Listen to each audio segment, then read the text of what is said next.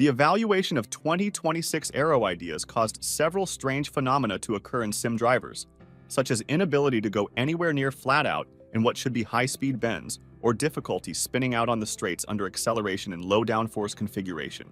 The circumstances suggested that F1's regulators might be behind schedule in their planning for the upcoming period of rules, in which Grand Prix racing would experience what would be the largest legislative shift in racing history due to completely new engines and chassis. We discovered additional information regarding the validity of those simulation reports, and how the dramatic results were actually intended to demonstrate that some ideas would not function at all as efforts to finalize the new car regulations continue. Welcome to F1 Opinion. Don't forget to subscribe and hit the bell icon for more updates. In fact, as Grand Prix racing draws closer to the rules being signed off in June, the lessons learned have clarified the direction that needs to be followed rather than F1, and the FIA sharing the alarm that teams discovered from the sim running. As part of a significantly improved working relationship, the FIA and teams collaborate extensively when drafting future suggestions for regulations, as was the case with the regulations of 2022. Ultimately, the teams are the ones with a deeper understanding of the performance characteristics and competitive demands of automobiles, and they have access to cutting-edge simulators and simulation facilities to improve things for the future. The FIA has once more received assistance from teams working on the Fangio model, which is the basic framework for the new chassis and aero rules, as they sort through the details of the 2026 aero regulations. However, the recent modeling work that produced the stories raised two important problems that needed to be addressed. The first concerned the lowest amount of downforce that an F1 car could manage with its active aero deployed at its lowest setting. The second involved responding to a query put forth by an unnamed team. The FIA and F1 were never persuaded by this squad's belief that the active aero could function with just the rear wing moving. 3 teams were involved in a work plan that was put in place to obtain answers.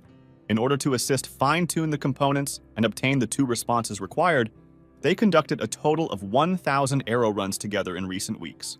Regarding the first query, a great deal of advancements were achieved in aero mapping and development to provide the FIA with the guidance required to finalize the active aero specifications.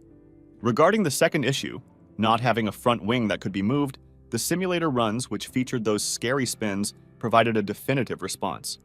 Active aerodynamics could not possibly involve only the rear wing. According to a person with knowledge of the new regulations' creation, it absolutely confirmed what we thought in the first place. Yes, you have to adjust the front wing if you adjust the rear wing, each team responded. We weren't surprised by it. The simulator simulations duly confirmed that both the front and rear wings must move under F1's 2026 aero plans, and they have provided guidance on how to balance the 2 wings' aerodynamics. The FIA is well positioned to iron out the remaining issues over the course of the next month or so, thanks to the knowledge gained from the simulator's operation regarding the lowest wing angle that can be run at the back and the range of adjustment required at the front. Although the regulation terminology and other technological details still need to be worked out, it is believed that the fundamental structure of the active aero has already been decided upon. Although there was potential for 4 distinct states of the wing, which could include extra downforce for following cars in corners, a normal state, a low drag state, and then a DRS option, when F1 first started working on the concept of active aero, things seem to have settled on a much simpler solution. It is recognized that DRS states and the additional downforce factor are no longer present.